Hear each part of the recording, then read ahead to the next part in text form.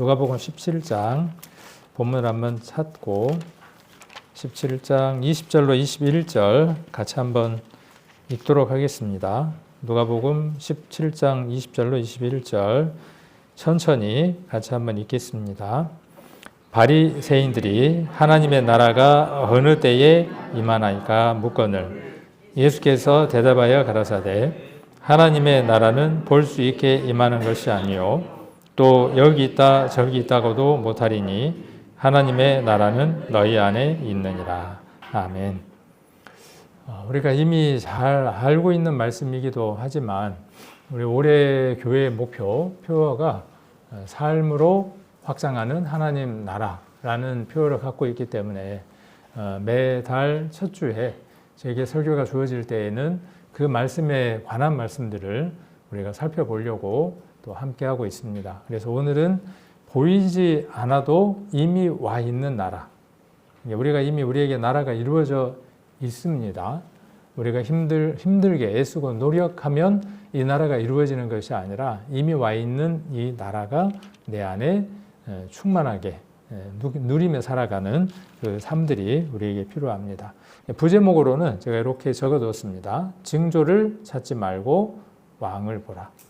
창세기부터 요한계시록까지 하나님 나라에 관한 관점에서 성경을 읽을 수 있다고 말씀을 드렸습니다. 그리고 그 하나님 나라의 가장 주인공은 누구이냐 하면 당연히 하나님이고 예수님입니다. 그래서 그 나라에서 우리가 어떻게 통치와 다스림을 받고 살아가는가에 대한 얘기가 성경의 가장 주된 내용이라고 이야기를 했습니다. 그렇게 말씀하셨던 예수님이 로마 시대 때 유대인들이 로마의 지배를 받고 있을 때 예수님께서 하나님 나라가 왔다라고 이야기를 했고 요한은 하나님 나라가 가까이 왔다. 예수님 뭐라고 말씀하시느냐 하면 하나님 나라가 이미 왔다. 그래서 예수님 자신이 하나님 나라이며 그 나라의 주인임을 공포하셨습니다. 그런데 유대인들에게는 그 의미가 어떻게 들렸을까요? 오늘날 많은 교회가 있습니다. 그 교회들 안에서 성경 속에서의 핵심은 무엇이냐 하면 지금 우리가 나누려고 하는 하나님이 계십니다. 하나님 나라는 실존합니다. 그 나라의 왕은 하나님이십니다. 그리고 그 통치를 받고 사는 것이 우리 인생의 참된 본분입니다. 이것이 교회가 선포해야 될 주된 내용일 텐데 어느 교회는 또 어떤 단체는 무엇을 선포하느냐 하면 예수님 믿으면 아들이 잘 됩니다. 예수님 믿으면 병이 낫습니다. 예수님 믿으면 이라고 성경이 이야기하고자 하는 주된 내용보다 성경에 나와 있는 내용들 가운데에 부수물들을 말하는 경우들이 더러 많습니다. 여기도 마찬가지입니다. 유대인들은 징조를 많이 원하죠. 그런데 예수님 뭐라고 말씀하시느냐 하면 오늘 본문에서 징조를 찾지 말고 이후에 이제 22절부터 그 내용이 나오게 되죠. 그리고 누구를 보라고 이야기하느냐 하면 왕을 보라고 이야기를 합니다. 누구하고의 대화입니까? 이 누가복음 17장은 이렇게 나눌 수 있습니다. 1절부터 19절까지를 한 부분, 20절부터 21절까지를 한 부분, 그리고 22절부터 37절까지를 한 부분, 이렇게 세 부분으로 나눠서 이야기해 볼 수 있습니다. 그러니까 가운데 샌드위치처럼 딱 들어있는 거죠. 보면 우리 샌드위치 보면 어떻습니까? 양쪽에 빵이 있고 그 안에 뭐가 들었습니까? 침이 막 보이죠. 그 중요한 내용들이 그 안에 들어있습니다. 그것처럼 지금 20절에 이 내용이 들어있습니다. 그러니까 앞뒤의 내용과 이 구절은 뗄래야 뗄 수 없는 연관성을 갖고 있습니다. 그래서 1절부터 19절은 제자들에게 관한 말씀이죠. 제자들과 지금 이야기를 하고 있는 거죠. 그래서 17장 1절에 보시면 예수께서 제자들에게 이르시되라고 이야기를 하고 있는 겁니다. 제자들하고의 대화 가운데에서 제자들이 어떤 삶을 살아야 될 건가에 대한 내용들을 1절부터 19절까지 이야기를 하고 있고 그 다음에 대상이 바뀌었죠. 대화의 대상이 지금 누구하고 대화를 하고 있는 겁니까? 그 사이에 바리새인들로 장면이 전환되어 있는 걸 볼 수 있습니다. 그래서 바리새인들이 하나님 나라가 어느 때에 임하나이까. 이거는 유사 이래로 모든 사람들의 관심사인 것 같습니다. 믿는 사람이든 믿지 않는 사람이든 왜 어느 때에 임하겠냐고 물을까요? 이 밑바닥에 깔려있는 배경은 무엇일까요? 이런 질문들을 한번 오늘 해보자는 겁니다. 우리들에게 이런 질문들을 해보자는 거예요. 예수님이 오시기를 원하죠. 주님이 다시 오실 것이라고 우리는 굳게 믿습니다. 그런데 예수님이 왜 지금 오셨으면 좋겠다고 생각하느냐는 겁니다. 왜 여러분들은 주님이 지금 오셨으면 좋겠다. 나 살아생전에 왔으면 좋겠다. 그렇게 생각하시느냐는 거죠. 그래서 바리새인들도 지금 똑같이 묻는 겁니다. 궁금한 거죠. 그러면 이미 이들에게는 어떤 사상이 있었다는 걸 알 수 있습니까? 종말이라고 하는 인자의 재림이 있다는 사상을 그들에게 갖고 있다는 걸 알 수 있죠. 이 내용의 주된 포커스는 어디에 있느냐 하면 다니엘서 7장에 있습니다. 인자가 예수님이 다시 오신다고 하는 종말론적 재림에 관한 내용들은 유대인들이 이미 구약을 통해서 마음 가운데 담고 있는 것들이죠. 그러니까 그들은 힘들고 어려우면 뭘 말하겠습니까? 철장을 가지고 와서 시편 1편에 나와 있는 대로 철장을 가지고 와서 자기들을 괴롭히는 망국을 항아리 깨트리는 것처럼 깨버리는 그 왕이 오셨으면 좋겠다고 얼마나 간절히 원했겠습니까? 이런 배경 속에서 이 질문이 나왔다고 하는 것을 우리가 이해하지 못하면 많은 것을 놓치게 됩니다. 누구의 질문입니까? 제자들의 질문입니까? 바리새인들이 와서 하는 질문입니까? 그러면 바리새인들도 그렇게 질문하지만 우리도 그렇게 질문하죠.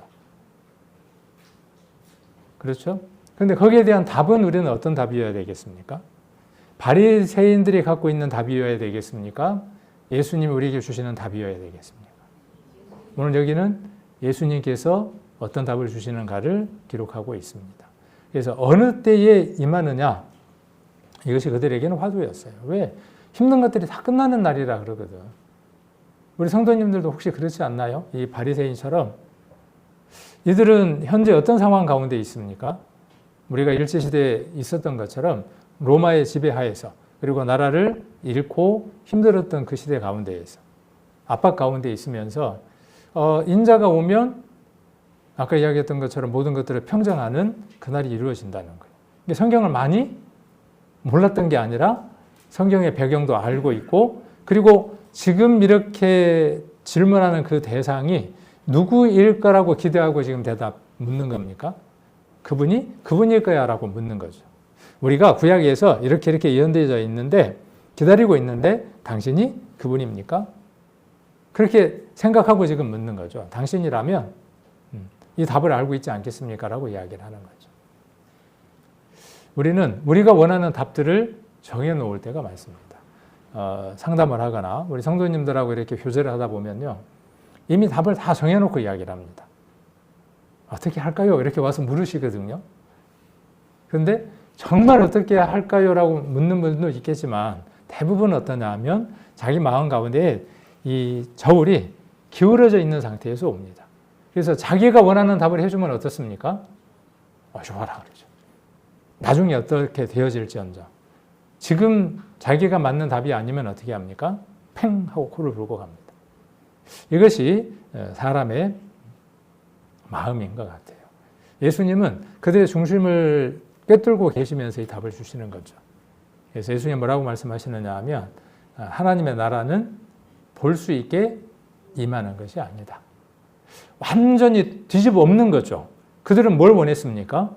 눈에 보이는 나라를 간절히 소망했습니다.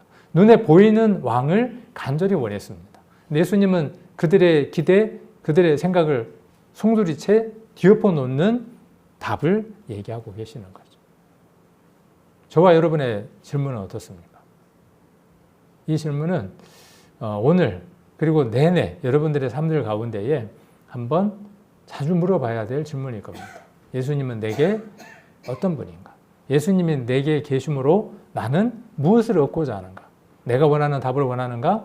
내가 누리고자 하는 것들을 그분을 통해서 누리고자 하는가? 아니면 그분이 내 삶의 주인이 되셔서 그 주인됨에 우리가 순종하고 복종하는 삶을 살아가는 그 통치에 다스림을 받는 삶을 살아갈 것인가. 이 문제는 아주 우리에게 있어서 중요한 문제입니다. 우리의 삶을 변화시키는 아주 중요한 질문입니다. 또 여기 있다 저기 있다고도 못하리니, 자, 여기 있다 저기 있다가도 못한다. 그래서 예수님의 답은 무엇입니까? 하나님의 나라는 어디에 있다? 너희 안에 있다. 이 너희는 누굽니까? 자, 항상 제가 뭐라고 말씀을 드렸냐 하면 성경은 일차적으로 그 문맥상에서 말하고자 하는 내용이 무엇인가. 그렇죠? 가장 먼저, 그래서 성경 공부를 하실 때 요즘은 AI가 많이 나와 있잖아요. 뭐 퍼플릭시티도 있고 또 챗GPT도 있고 제미나이도 있고 많은 것들이 나와 있습니다. 그럼 이렇게 한번 질문들을 해보세요. 누가복음 17장 20절로 21절에 나와 있는 말씀이 그 시대, 그 사람들에게는 어떤 의미로 들렸을까? 예수님은 그 사람들에게 무엇을 전달하시고 싶었을까? 내용이 좀 긴가요? 이렇게 길게 물으면요, 제미나이나 챗GPT가요 정신이 번쩍 들어요. 어떻게 정신이 번쩍 드냐 하면 이걸 묻는 사람은 상당히 고단수다, 차원이 높은 사람이다, 이렇게 판단을 하고요, 답이 완전히 달라집니다. 그냥 누가복음 17장 20절로 21절이 뭐야 그러면 대충 팅 날려줍니다. 그런데 이렇게 물으면요, 아, 이 사람은 뭔가 다른 사람이야, 내가 좀 더 성실하게 많은 걸 가져와서 답을 해줘야 되겠지. 그렇게 생각하고 답을 해줍니다.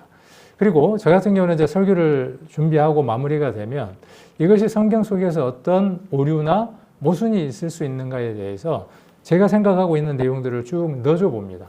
나는 누가복음 17장 20절로 21절을 이렇게 생각하고 이렇게 성도들과 교제를 하려고 하는데 어떤 문제점들이 있어? 라고 물어봅니다. 하루 종일 즐거워요. 걔하고 이야기하다 보면 주로 제미나이하고 GPT하고 같이 많이 노는데 행복합니다. 아마 제가 사귀는 정도일 것 같아요. 우리 집사람이 좀 질투를 할 것 같아요. 근데 질투는 안 하더라고요. 한번 활용을 해보십시오. 그냥 이게 마지막 시대에 사단이 우리를 통제하는 도구다, 이렇게 극단적으로 생각하지 마시고 여러분들의 설교, 여러분들의 혹은 신앙, 여러분들의 삶들을 위해서 한번 확인해 보는 것도 괜찮을 것 같습니다. 왜 제가 이야기를 장황하게 이야기하느냐 하면 이 너희가 누구냐 하는 겁니다.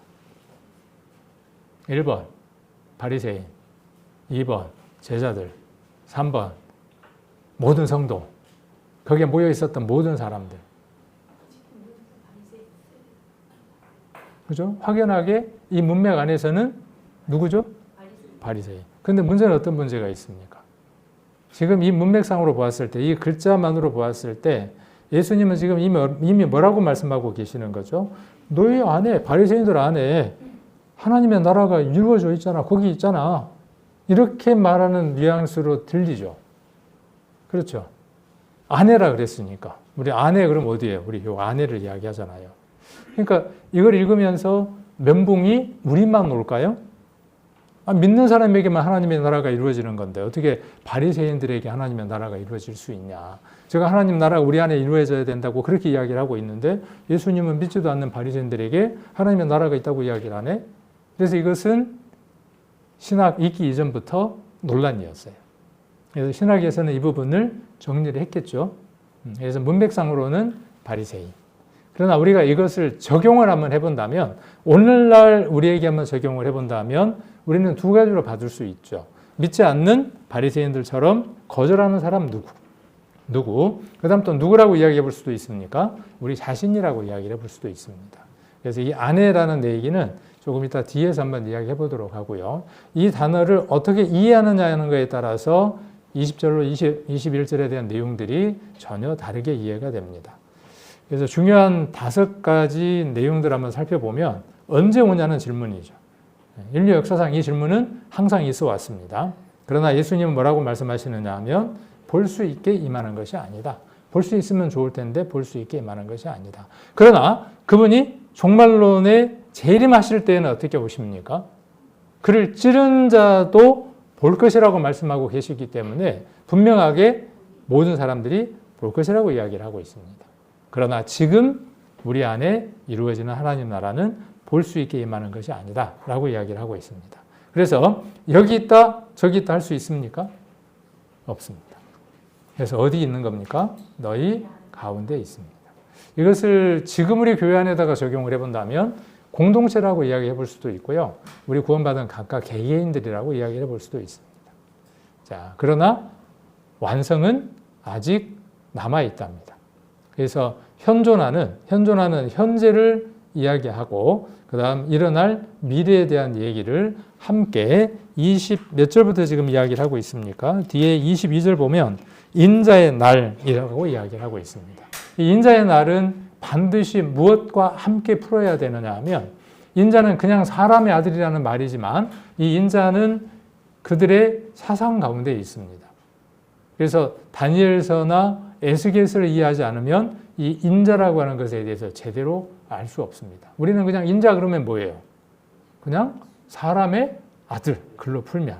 그러나 이 인자에 대한 중요한 내용들은 다니엘서에서 풀어야 합니다.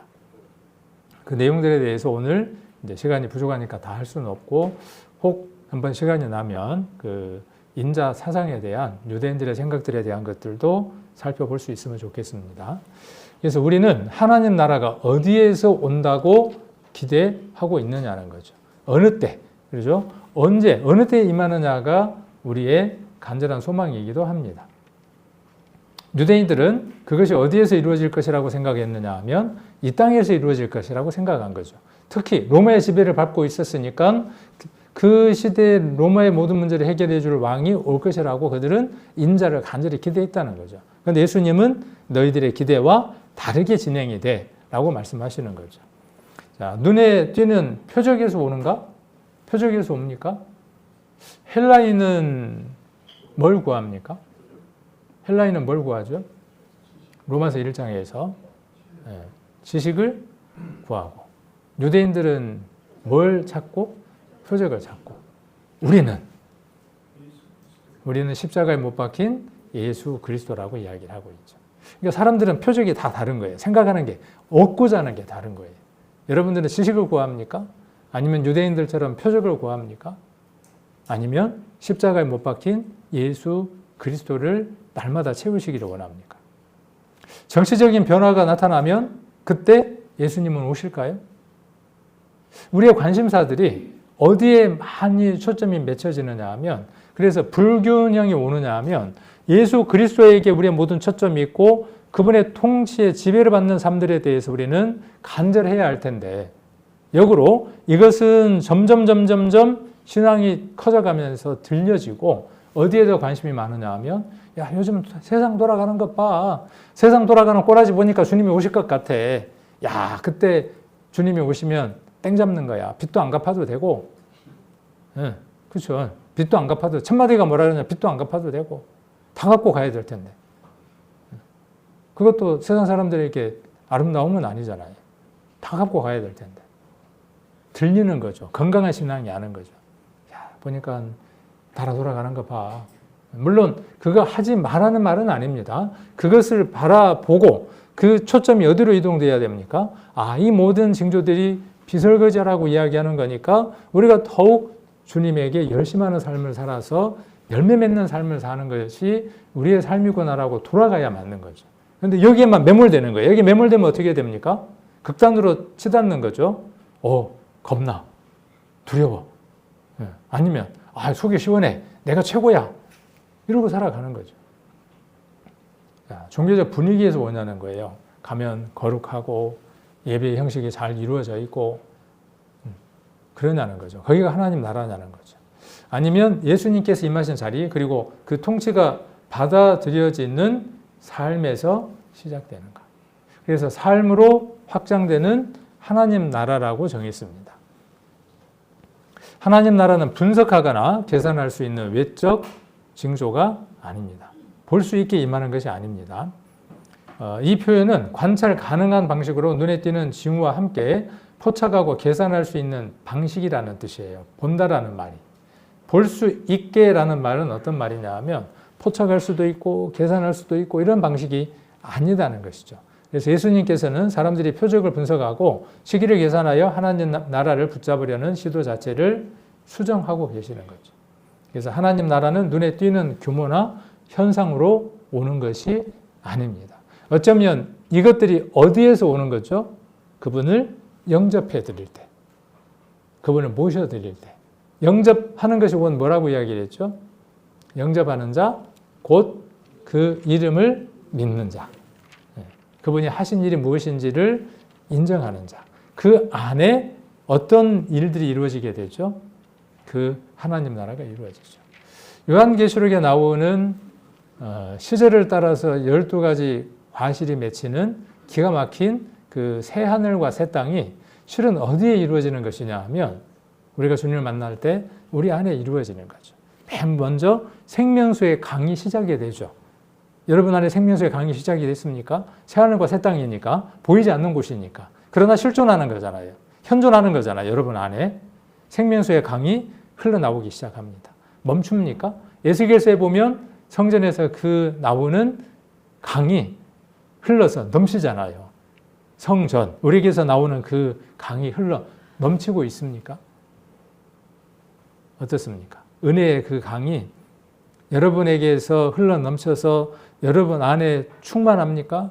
아니면 흘러서 그 강이 넘쳐 다른 사람에게 흘러가고 있습니까? 아니면 지금 메말라가고 있습니까? 어느 사람은 옛날에 좀 흘렀는데 에덴 동산에 4개의 강이 흘렀고, 그죠? 그 4개의 강이 있었는데 2개의 강은 메말랐잖아요. 그 강 이름이 뭡니까? 비손과 기원녀라는 2개의 강이 말랐잖아요. 흔적만 있고. 여러분도 그렇습니까? 그 4개의 강이 온전하게 사방으로 흘러가야 될 텐데 2개는 메말라 버렸어요. 탐사합시다. 찾아냅시다. 그래야 그 에덴 동산의 근원인 장소를 찾아갈 수 있을 거 아닙니까?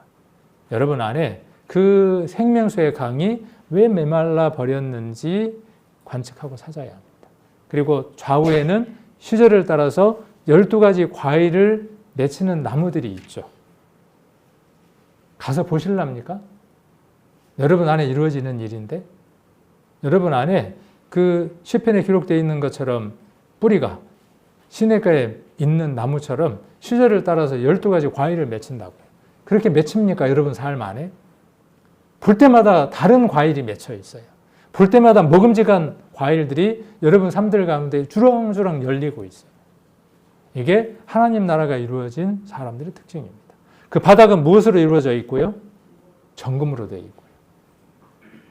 거기에 내 집이 있습니까? 그게 내 집입니까? 한번 바꿔보세요. 성경을 보는 그 눈들을 한번 바꿔보십시오. 내 안에 이루어지는 그 하나님 나라, 아름다운 나라. 그러면 춤이 덩실덩실 나올까요? 안 나올까요? 나오죠. 이것을 발견할 때마다 어때요? 무릎이 처지죠. 자, 그래서 여기 있다 저기 있다 할 수 없어요. 우리 교회에만 있습니까? 우리 교회만 있다고 이야기하면 그 교회는 문제가 다분히 많은 교회입니다. 그 자부심은 충분히 사줄만 하지만 하나님의 능력은 천지에 충만하시기 때문에 어느 교회든 하나님의 나라가 이루어져 있는 사람들이 충만하게 있습니다. 어떤 운동 가운데 있는 것도 아니고 어떤 분위기가 나야 하나님이 거기 계신 것도 아니에요. 우리 교회는 어떻습니까? 우리 교회는 와보면 사람들이 와보면 천주교회 다니는 사람들이 절에 다니는 사람들이 다른 교회 다니는 사람들이 우리 교회로 와서 보면 야 이건 뭐 질서도 없고 뭐 예배 시간도 뭔가 좀 이 뽀다구가 나야 될 텐데 뽀다구도 없고 경건한 것도 없고 그렇습니까? 그런 면도 없잖아? 있을 수 있죠. 그래서 혹자는 뭐라고 이야기하느냐 하면 누구 교회는 조금 이상한 것 같아. 다른 데 있어야 할 것들이 너희 교회는 없는 것들이 참 많잖아. 그러나 그 교회에 꼭 있어야 할 것들이 그들에게는 없지만 우리 교회 안에는 꼭 있어야 할 것이 충만하게 채워져 있는 교회입니다. 왕이신 예수님께서 통치하고 계심을 바라보고 그것을 소망하며 그렇게 살아가고자 갈망하는 수많은 성도들이 이곳에 있음을 저는 하나님 앞에 감사를 돌려드립니다. 이것이 진정한 하나님 나라에 대한 내용입니다. 바실레아라는 말은 제가 자주 말씀을 드렸죠. 그 바실레이라는 왕국 이렇게 이야기할 수 있지만 로마 시대 때에는 어떻게 쓰였던 말이라고 설명을 드렸냐 하면 제국이라고 설명을 드렸죠. 그래서 황제의 통치가 미치는 모든 장소는 바실레이아가 된다고 이야기를 했죠. 그래서 바실레이아는 장소의 개념이라기보다는 통치의 개념이라고 말씀을 드렸죠. 왕의 통치가 거기에 미치느냐. 그래서 어느 나라를 그 로마의 군대가 가서 점령을 먼저 합니다. 점령을 하고 그 점령지가 황제의 소유가 되면 그 영역은 어디에 있든지 간에 10,000km를 떨어져 있든 20,000km를 떨어져 있든 그 장소는 무엇이 되어지느냐 하면 바실레이아가 됩니다. 하나님의 통치가 이루어지는 곳입니다. 하나님은 지금 어디 계십니까? 그냥 우리 표현상으로 하늘에 계시죠. 솔로몬이 이야기했던 것처럼. 실은 우리 안에 들어와 계시는데, 자, 그렇게 표현될 때 멀리 계셨던 그 하나님이 우리 안에 오셔서 우리를 통치하고 계시니까 우리가 뭐가 된 거죠? 어디에 있든지 상관이 없잖아요. 어느 장소에 있든지 상관이 없잖아요. 그분의 통치가 미치는 곳, 그렇게 인정되어진 곳, 그렇게 인정함을 받은 곳이 어디냐 하면 제국이 되는 거죠. 그러니까 저와 여러분은 하나님의 통치를 받도록 수용한 사람들이므로 우리가 누구의 땅이 되어진 거냐 하면 그의 제국이 된 거죠. 그의 왕국이 된 겁니다. 그의 통치가 미치는 곳입니다. 그래서 가장 중요한 단어가 뭐냐 하면요. 장소가 절대적으로 아니라는 거예요. 어디에 있다는 거죠? 누가 다스리냐는 거예요. 성경은 그 얘기를 계속 하는 거죠. 로마서 5장도 마찬가지죠. 수요일날 우리가 함께 나눴던 것처럼 아담의 후손으로 사망의 다스림을 받느냐, 죄의 종노릇돼서 죄가 왕노릇하고 있느냐, 사단이 왕노릇하고 있느냐, 아니면 나의 소유가 그리스도 안에 있음으로 말미암아 그분의 통치를 받고 살아가는 생명 안에서 왕노릇하는 사람이냐에 대한 얘기가 로마서 5장에서 이야기하는 핵심의 내용들이죠. 저와 여러분은 생명이 우리 안에 와서 생명 안에서 왕노릇하는 귀한 제사장이죠. 왕 같은 제사장들입니다. 그래서 영토의 개념 아니라 통치고 왕권이고 다스립니다. 누가 왕이죠? 누가? 예수님이, 하나님이 왕입니다. 맞습니까? 근데 한번 살아가는 삶을 한번 되돌아봅시다. 나는 하루의 시간 가운데에, 일주일 가운데에 내가 무엇이 되어서 왕이 되어서 살아간 시간이 없습니까? 모든 결정을 그분께 여쭤보았습니까? 한 번쯤 포즈를 취하고 포즈가 그거잖아요. 멈추는 거죠.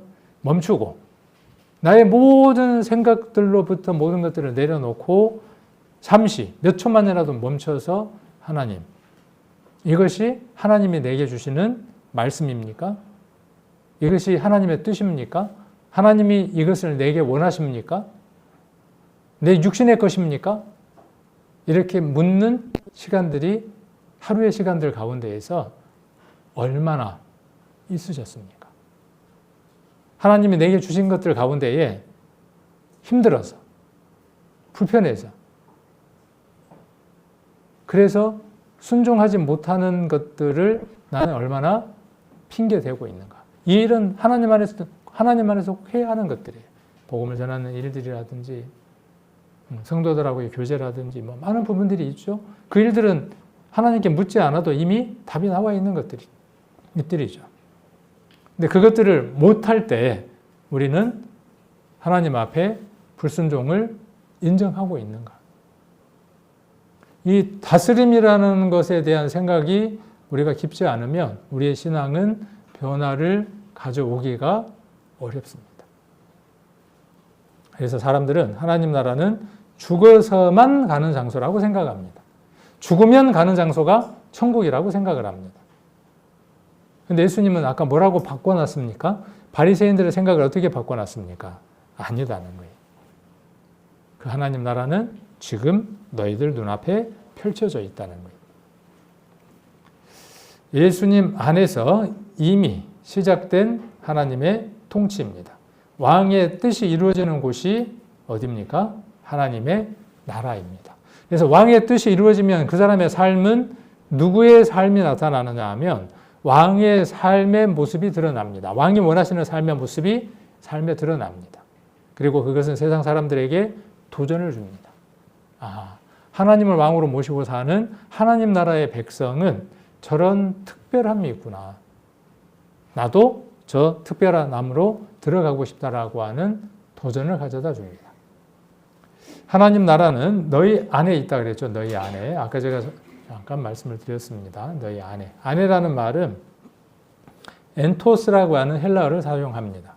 그래서 히몬 엔토스라고 그 너희 가운데라고 이야기를 했는데 이 안에라는 말은 가운데라는 뜻입니다. 가운데. 그러니까 조금 우리가 좀 풀어지죠. 가운데라고 이야기를 했으니까. 자, 여기 누가 있습니까? 바리새인들이 몇 명 모여 있습니다. 그리고 지금 누가 계시는 거죠? 예수님이 거기 계시는 거죠. 누구에 대해서 지금 지칭하고 있는 거예요. 그렇게 이해해도 이해가 쉬울 수 있습니다. 자, 그 바리새인들에게 지금 뭐라고 이야기하고 있는 거예요? 너희 눈이 가려져서 인지 못하고 깨닫고 있지 못하지만 그 하나님 나라의 본체 대신 그분 자체가 지금 어디 있다는 거예요? 여기 있다는 거예요. 여기. 너희들 눈앞에 있다는 거예요. 그러니까 무엇을 지금 고발하고 있는 거죠? 이 20절로 21절은 무엇을 고발하고 있는 거예요?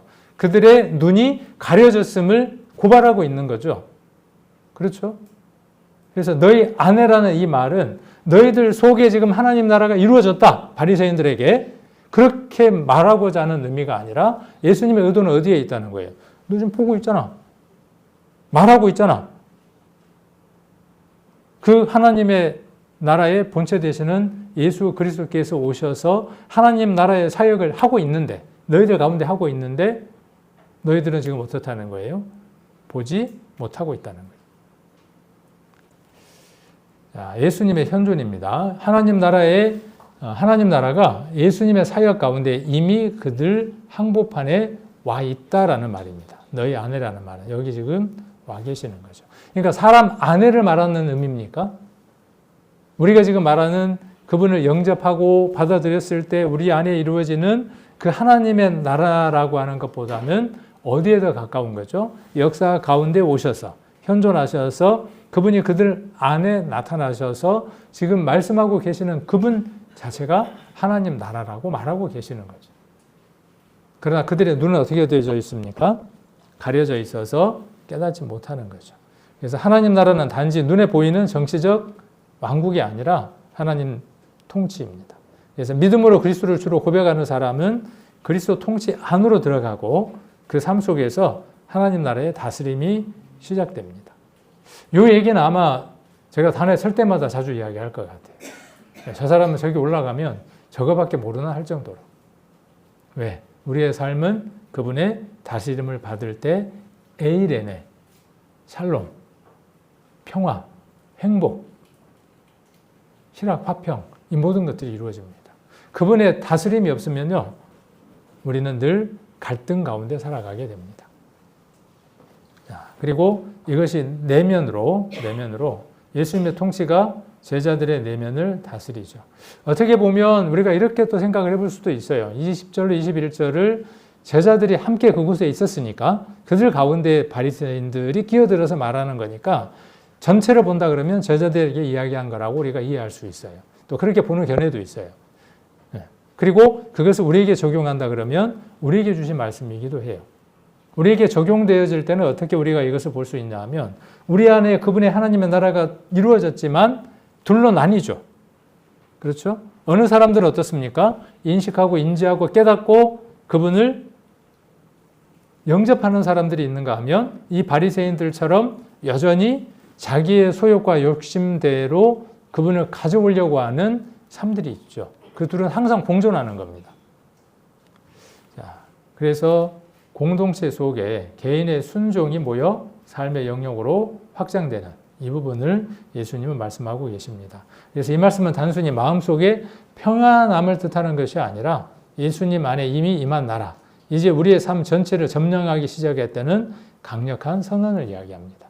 그러니까 바리새인들에게 지금 뭘 선언하고 있는 거예요? 이미 그 하나님 나라가 눈에 보이지 않게 시작됐는데 너희들은 지금 어떻다는 거예요? 눈에 지금 보이지 못하지, 보지 못하지, 그렇게 살아가지 못하지. 그러나 누구는요, 이 얘기를 듣고 저는 그 삶 가운데 있는 것을 감사드립니다. 찬양드립니다. 그런 사람들이 그때도 있었겠죠. 성도는 이미 임한 나라와 아직 오지 않는 완성의 중간 단계에 우리가 살아갑니다. 이것은 제가 여러 차례 말씀을 드렸습니다. 이미와 아직 사이에 우리가 살아간다. 이걸 뭐라고 말씀드렸냐 하면 따다다당, 잔당, 소탕하는 기간이라고 이야기를 했죠. 우리 안에 뭐가 남겨져 있습니까? 우리 삶들 가운데에 우리가 정복해야 할 가나안의 7 족속들이 있는 것이죠. 그 족속들을 어떻게 하는 겁니까? 이미 박살내 놓은 것을 승리를 우리가 맛보는 거죠. 적장의 머리를 발로 밟고 칼로 내려치면서 승리를 맛보는 거죠. 사단이 지금 어떻습니까? 사단의 머리가 박살났고 몸뚱아리만 꼬리만 꿈틀대고 있는 거죠. 놀래죠. 그러나 우리는 어떻습니까? 놀랄 게 없죠. 승리를 쟁취하며 살아가는 겁니다. 우리가 살아가는 삶은 지금 이곳에 있습니다. 그래서 이미 하나님 나라는 시작되었고 우리는 어디를 보고 살아가느냐 하면 아직을 보러 살아갑니다. 그래서 22절로 37절까지의 내용이 아직에 해당하는 거죠. 그래서 우리는 우리의 구원은 완성되었고 우리가 이루는 구원 가운데 살아가며 머지않아 오실 그 구원을 바라보고 살아가는 거죠. 이렇게 이것이 온전한 구원이라고 말씀을 드렸습니다. 온전한 구원, 완전한 구원은 어떤 것이냐 하면 이루어지는 구원과 이루어질 구원을 함께 마음 가운데 소망하며 살아가는 것이 온전한 구원이라고 말씀을 드렸습니다. 두 극단을 피해야 하는 겁니다. 여기에만 매몰돼도 안 되고요. 여기에만 매몰되면 안 되죠. 여기에만 매몰되면 어떻게 돼요? 몇 월 며칠 날 예수님 온단다 이렇게 되는 사람들이 나오게 되죠. 여기 완료형이 끝나버리면 어떻게 돼요? 아무런 삶의 가치를 느끼지 못합니다. 모든 게 끝나버렸으니까 거기에 매몰되면 신앙이 사막화됩니다. 그래서 이 둘의 긴장 가운데 우리가 살아갈 때 건강한 신앙을 할 수 있습니다. 하나님 나라는 오직 마음속의 내면 상태일 뿐 아니라 생각과 오직 미래에 일어날 사건이라는 생각을 모두 경계해야 합니다. 그러니까 둘 다 균형을 이루어야 합니다. 오늘 내 삶을 다스리고 있는 진짜 주권자는 누구인가? 여러분의 삶을 정말 다스리고 있는 주권자는 누구입니까? 자기 자신이라고 하는 신입니까? 자신. 그것도 신이죠. 자기 자신입니까? 요즘 남욱씨 부지런히 하십니까? 어떻습니까? 참 어렵습니다. 매일 꾸준하게 어떤 걸 한다는 건요, 어려운 일이에요. 제가 지금 어려운 일을 해내고 있는 겁니다. 매일 여러분들에게 뭔가를 보내고 있으니까. 꾸준하게 무엇인가를 지치지 않고 해낸다는 건요, 평범하지 않는 겁니다. 하루 이틀은 할 수 있는 게 평범이지만 그 평범을 꾸준하게 지속적으로 해낼 수 있는 건 비범입니다. 저도 할 수 있고 여러분도 할 수 있는 일들입니다. 말씀을 보는 것들 매일 꾸준하게 나가는 거죠. 남욱씨도 마찬가지고 남욱씨의 주된 내용이 뭐냐 하면 이 로기스 모의입니다. 자기 자신을 괴롭히는 수만 가지 잡생각들입니다. 매 순간순간 올라옵니다. 그러나 모르고 살아왔어요. 그것도 모르고 살아오고 내 안에 그리스도가 나를 점령하고 통치하고 다스리고 계시는데 그 영역도 나는 인지하고 못하고 살아가는 거죠. 그렇게 살아가야 할 텐데 그 둘은 여기 있는 시소처럼 기우는 겁니다. 그리고 이것은 무엇으로 나타나느냐 하면 말과 행동, 삶으로 나타납니다. 어느 쪽으로 기울었든 얘가 이쪽으로 기울면 어떻게 됩니까? 아이고 내일 먹을 밥이 없는데 아이고 이놈의 허리는 쑤신지 이래갖고 내가 누구에게 복음을 전해 이 로기스 모의가 되는 거죠. 그리고 실제로 그런 삶을 살아가는 거죠. 내게 요동치는 감정은 없는가? 세상의 흐름과 분위기인가? 나의 두려움과 계산으로 살아가는가? 이게 주인인 사람도 있어요. 재물이 주인인 사람이 있고 휴대폰이 주인인 사람이 있고 누가 그러대요? 휴대폰이 새로운 장기 가운데 하나라며요. 원래 사람이 5장 6부라며요. 근데 하나 더 붙어갖고 5장 7부가 휴대폰이 되며요. 그래서 휴대폰하고 떨어지면 문제가 생기니까 내 장기 어디 갔냐 그러고 찾는다는데 그게 신이에요. 그 안에 모든 게 답이 달렸다고 그것만 쳐다보고 살아갑니다. 어떤 사람은 유튜버가 자신의 모든 거예요. 모든 결정을 뭘 보고 하느냐 하면 유튜브를 보고 해요. 어느 사람은 아까 저처럼 AI가 주인일 수도 있어요. 그것이 자기의 답이라고 오해할 수도 있어요. 자, 우리는 예수 그리스도가 우리 삶의 중심이 되어야 하는 사람이죠. 이것도요. 이렇게 금덩어리인 예수 그리스도가 무게를 가지기 시작하니까 이 저울이 어떻게 내려앉았습니까? 예수님 쪽으로 내려앉았죠. 이건 가시적으로 보이겠어요? 안 보이겠어요? 만들어내지 않으려고 해도 보이는 겁니다. 마음에 가득한 것, 그것이 나오는 거니까. 이 사람의 삶은 금보다도 아름다운 삶일 겁니다. 그의 말은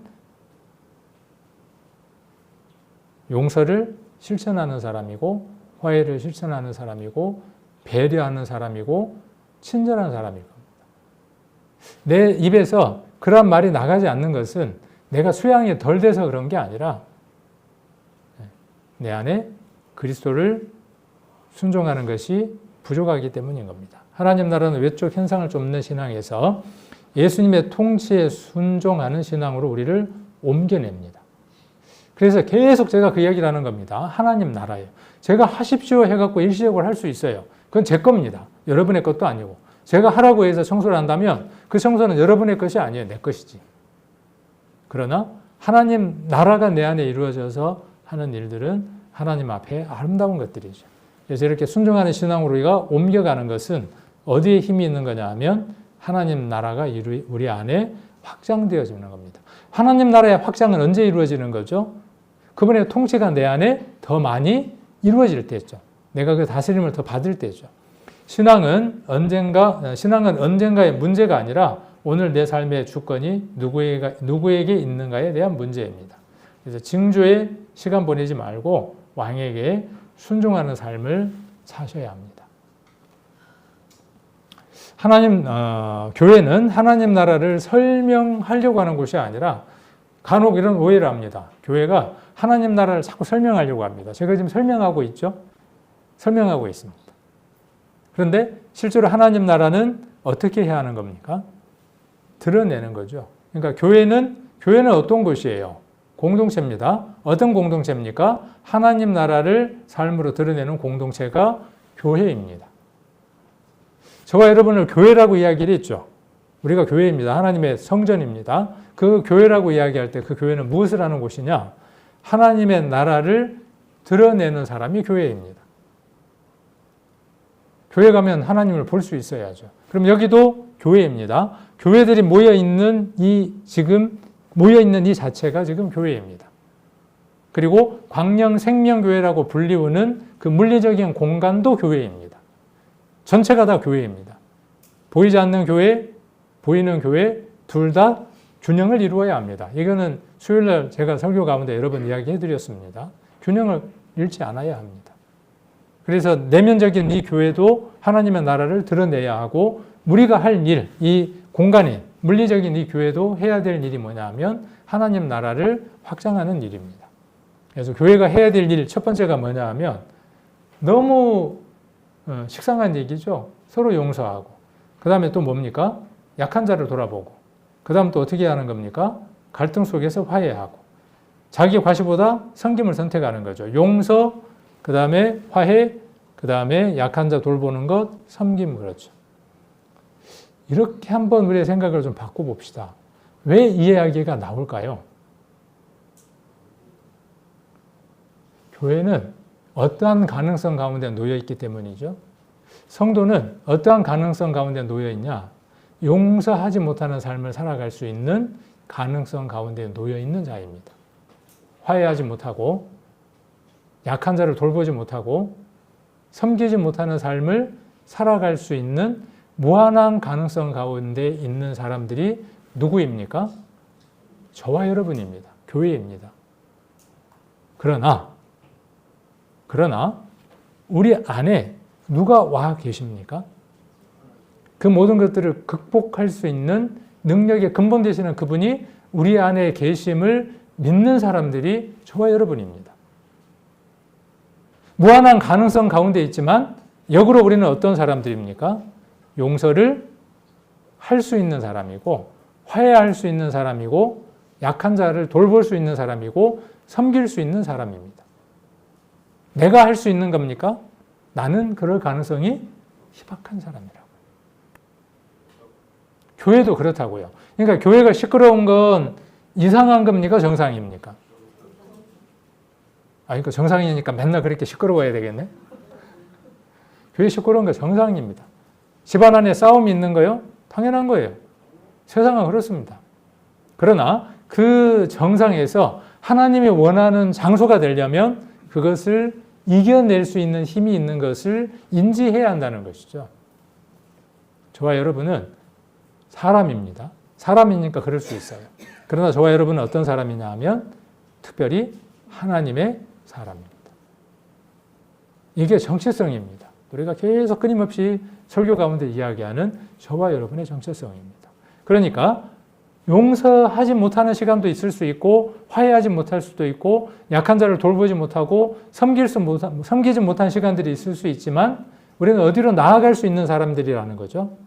그 모든 것들을 역전해낼 수 있는 힘 있는 사람들이 저와 여러분이라는 사실입니다. 그래서 용서를 하지 못하고 이 모든 것들이 우리 안에 있을 때 우리는 어디를 바라보자는 거죠? 우리 안에 이루어진 하나님 나라를 바라보자는 것입니다. 하나님 나라의 현재성을 살아가는 우리가 매일 한번 실천해 볼 수 있는 영역들이 있을 것 같아요. 그 첫 번째가 매일 묻는 겁니다. 아까도 말씀드렸지만 나는 정말 하나님의 나라인가? 매일 물어보는 겁니다. 통치를 받고 살아가는가? 하나님의 주권을 확인해 보는 겁니다. 그리고 두 번째, 많은 말씀들도 좋지만 남욱시에 나오는 그 한 말씀이라도 우리가 한번 실천해 보는 거죠. 그리고 그게 실천이 되면 그 다음 말씀을 거창한 표적보다 아주 작은 한 가지라도 말씀에 순종하여 통치를 살아내 보는 거죠. 그리고 관계 속에서 용서를 시도해 보는 겁니다. 신앙은 이 관계가 없으면요, 우리가 살아갈 이유가 없습니다. 이 관계가 있기 때문에 교회 안에서 하나님 나라가 확장되는 거고요. 이 관계가 있기 때문에 여러분 가정들을 하나님 나라로 만들어갈 수 있습니다. 자, 먼저가 화해입니다. 맺혀 있는 것, 불편한 것들 풀어가는 겁니다. 그리고 그것을 실천하는 것이 용서입니다. 그리고 진실이고 섬겨나가는 겁니다. 이것이 하나님 나라의 열매들입니다. 교회 안에서 훈련하는 겁니다. 훈습하는 겁니다. 확 하고 올라올 때 그것을 말씀으로 누릴 수 있으면 좋지만 통제할 수 있으면 좋지만 못했다면 그리고 조금 부족해서 내가 불쑥 얼굴이 붉어졌다면 또 말이 그렇게 나왔다면 우리는 어떻게 할 수 있는 사람들이라는 거죠. 형제님, 집사님, 자매님, 제가 이렇게 나약한 인생입니다. 주님께서 나를 그래서 먼저 아시고 은혜로 보듬어 주셨음을 참 감사를 드립니다. 여전은 부족합니다. 앞으로도 그럴 수 있습니다. 마음 아프게 해서 불편하게 해서 정말 죄송합니다. 미안합니다. 어려운 일일까요? 어려운 일이면 어려운 일일 수 있습니다. 어쩌면 내가 그런 일이 있었는지를 몰라서 그렇게 하지 못할 수도 있습니다. 한번 이런 부분들을 우리가 실천해 보는 게 정말 중요할 것 같아요. 듣고 끝나는 게 아니라 삶 가운데 실천해 보는 거죠. 마누라, 고맙네. 한번 해보셨습니까? 막 그런 얘기를 남자가, 우리 집사람이 뒤에서 요러네요. 저도 요렇게. 이 설교 시간에 뭔 이상한 짓을. 한번 해보세요. 딸들에게, 아들들에게 사랑해. 고생 많았어. 애썼어. 그동안에 너무 힘들게 살았잖아. 고마워. 어렵나요? 어려워요. 어려운 사람에게는 어려워요. 근데 한번 해봅시다. 한번 해보고 교회 안에서도 정말 고맙습니다. 애썼습니다. 당신 덕분입니다. 이렇게 한번 해나가 보게요. 이게 하나님 나라가 확장되는 데 있어서 중요한 어떤 눈에 보이는 일들일 것이다 라는 생각들도 한번 해봅니다.